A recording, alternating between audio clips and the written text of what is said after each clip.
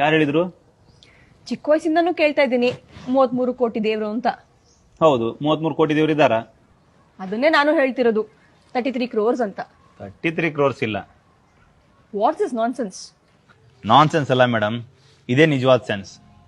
ಈ ವೇದಗಳಲ್ಲಿ 33 ಕೋಟಿ ಅಂತ ಹೇಳಿರೋದು ನಿಜಾನೇ, ಆದ್ರೆ 33 ಕೋಟಿ ಅನ್ನೋದ್ರ ಅರ್ಥ 33 ಕ್ರೋರ್ ಅಲ್ಲ. ಕೋಟಿ ಅನ್ನೋದಕ್ಕೆ ನೂರಾರು ರೀತಿ ಅರ್ಥಗಳು ಬರ್ತಾವ ಈ ಸಂಸ್ಕೃತದಲ್ಲಿ. ಕೋಟಿ ಅನ್ನೋದ್ರಲ್ಲಿ ಇನ್ನೊಂದು ಅರ್ಥನು ಪ್ರಕಾರ ಅಂತ. 33 ಪ್ರಕಾರದ ದೇವತೆಗಳು ಅಂತ. 8 ವಸು ಅಂದ್ರೆ ಈ ಸೂರ್ಯ, ಚಂದ್ರ, ನಕ್ಷತ್ರ, ಭೂಮಿ, ಗಾಳಿ, ನೀರು, ಬೆಂಕಿ, ಆಕಾಶ.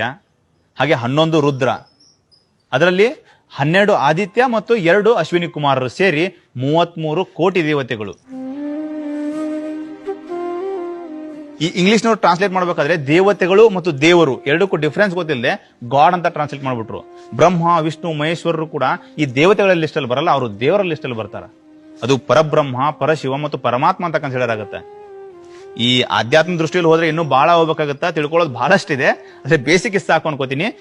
ಇಷ್ಟು ಮಾತ್ರ ಅರ್ಥ ಮಾಡ್ಕೊಡ್ರಿ. 33 ಕ್ರೋರ್ ಅಂದ್ರೆ ನಿಮ್ಮ ಮಾತಲ್ಲಿ 33 ಕ್ರೋರ್ಸ್ ಅಲ್ಲ, 33 ಕೋಟಿ, 33 ಪ್ರಕಾರದ ದೇವತೆಗಳು ಅಂತ. ಇಲ್ಲಿ ಒಳ್ಳೆಯ ಕೆಲಸಗಳನ್ನ ಮಾಡಿ ಧರ್ಮದಿಂದ ನಡ್ಕೊಂಡ್ರೆ ನಾವು ಜನರ ಕಣ್ಣಲ್ಲಿ ದೇವರು ಆಗೇ ಆಗ್ತೀವಿ. ಆ ರೀತಿ ದೇವರಾದವರಲ್ಲಿ ಈ ರಾಮಕೃಷ್ಣ.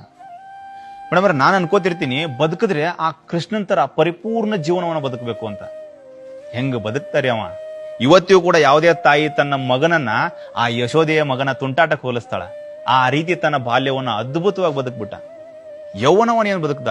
ಇವತ್ತಿಗೂ ಕೂಡ ಪ್ರತಿಯೊಬ್ಬ ಪ್ರೇಮಿನು ತನ್ನ ಪ್ರೇಯಸಿಯನ್ನ, ತನ್ನ ಪ್ರಿಯಕರನನ್ನ ಆ ರಾಧಾಕೃಷ್ಣನ ಪ್ರೀತಿಗೆ ಹೋಲಿಸ್ತಾರ. ಅಂತಹ ಪ್ರೀತಿಪೂರ್ವಕ ಬದುಕನ್ನ ಬದುಕ್ಬಿಟ್ಟ. ಅದು ನಿಜವಾದ ಸಾರ್ಥಕತೆಯ ಬದುಕು. ಇವತ್ತು ಕೂಡ ಹಿರಿಯರು ಹೇಳ್ತಾರ, ನೀನು ಜೀವನದಲ್ಲಿ ಬದುಕೋದಾದ್ರ ಆ ಧರ್ಮದ ದಾರಿಯಲ್ಲಿ ಕೃಷ್ಣ ಬದುಕಿದಂಗ್ ಬದುಕು ಅಂತ. ಆ ರೀತಿ ಧರ್ಮದ ದಾರಿಯಲ್ಲಿ ಬದುಕದ.